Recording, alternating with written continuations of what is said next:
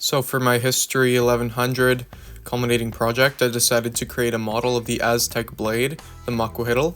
I was inspired by two high school projects which allowed me to create the Elucidator sword from Sword Art Online, as well as a Viking shield. Throughout the building process, I ran into a few challenges, but overall it was a lot of fun. The materials that I used for this project included a wood plank, razor blades, black acrylic paint, Mod Podge, craft cord, Gorilla Glue, and epoxy. All of my materials were from Home Depot as well as the dollar store. Okay, so I have some of my materials now. This is my piece of wood. I cut it down to about 2 feet. And I've started to draw my lines, so I'm going to be going up at a slight angle here. Straightening out here for a handle. So I'll be cutting all of this off here. About the Aztecs' relationship with obsidian. Well, the Aztec society was situated within the igneous landscape of Mexico, which was perfect for the collection of obsidian. Obsidian is a black volcanic glass that was formed as a result of rapidly cooling lava within a body of water. Naturally, the Aztecs were enamored not only with obsidian's beauty but also with its razor-sharp edge that could fracture down to only a single atom. In this next clip, you'll see the first challenge that I ran into. While cutting, I cut way too far into the actual club portion of the weapon. It's time to try again. Capturing prisoners for sacrifice was an extremely important part of a warrior's prestige. The Macuahuitl was the primary tool used by warriors in this task. Although obsidian is very sharp, it is also extremely brittle. Although this meant that the blades weren't very durable, it also meant that the microfragments left within the enemy's wound made them extremely difficult to heal. So, is the Macuahuitl a sword, a club, or something else entirely? There is a debate about what type of weapon the Macuahuitl should be classified as. Some Mormon scholars find that it fits the criteria for a specific sword from the Book of Mormon. However, other scholars seem to disagree. Some critics describe it as a club that is simply studded with obsidian. Some accounts write that the Spaniards themselves described the Macuahitls they faced in combat as long wooden swords with a groove on each side, where the edge should be, in which the cutting edges of flint were fixed with thread and bitumen. Alright, the main part of the weapon here is all sanded down.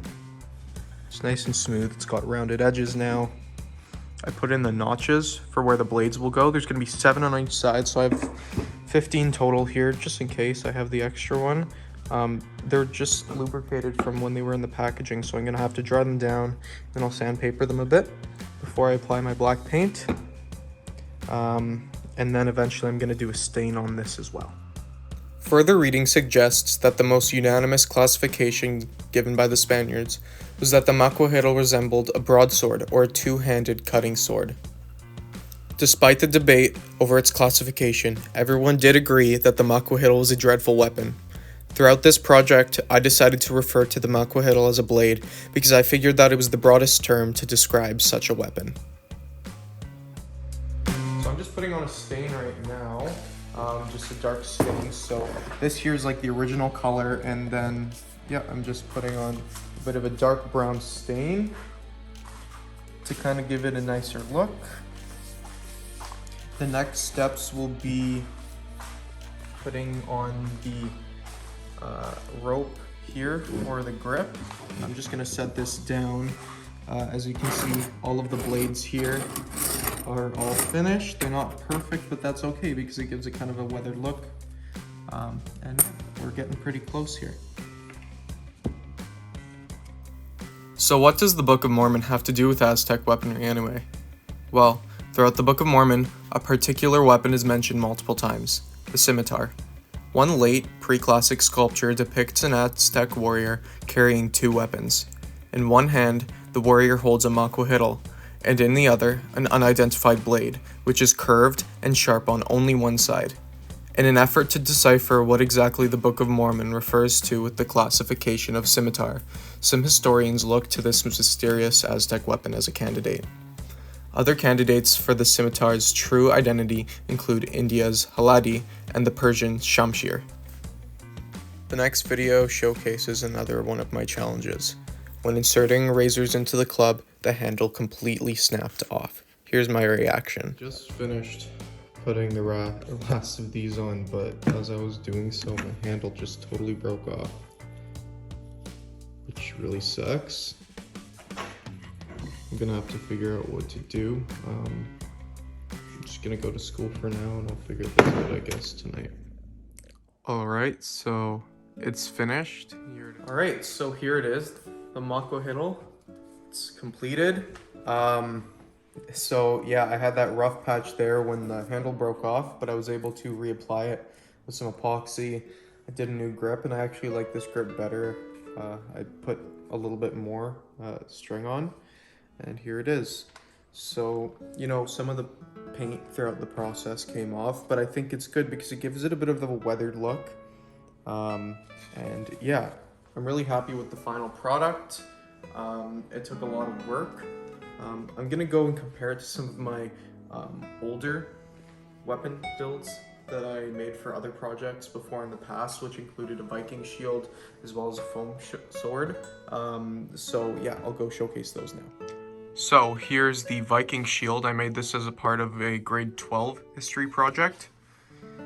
And it's made out of one solid just plywood. And I actually just chiseled out spots here to make it look like a bunch of pieces of planks stuck together. The metal bits are actually just foam that I put together. And yeah, I think it looks pretty cool. It used to have a handle on the back so you could hold it, but since I had to mount it, I took that off. Now this here is the first weapon that I ever made. It's based off of the Elucidator sword.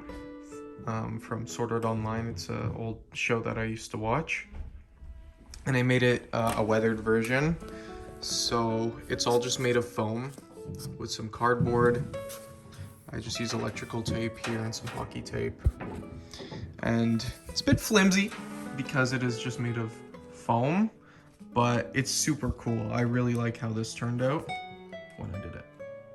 After reading The Broken Spears, I became interested in making a model of the Macuahuitl for my Culminating project. One part in particular piqued my interest the most, Miguel Leon Portia's discussion of the effectiveness of the blade, which he refers to as the machina. In this section, Portia writes that on more than one occasion during the conquest, warriors beheaded Spanish horses at a single stroke. Reading this fascinated me and made me want to learn more about obsidian and its applications in Aztec culture. This claim has since been disproven as probably impossible due to the brittleness of obsidian and just the nature of how the blade is fitted together. But it does describe the absolute brutalness of the blade that was observed during the conquest.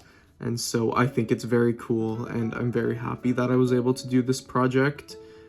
It taught me a lot. I always love doing these kind of hands-on history projects.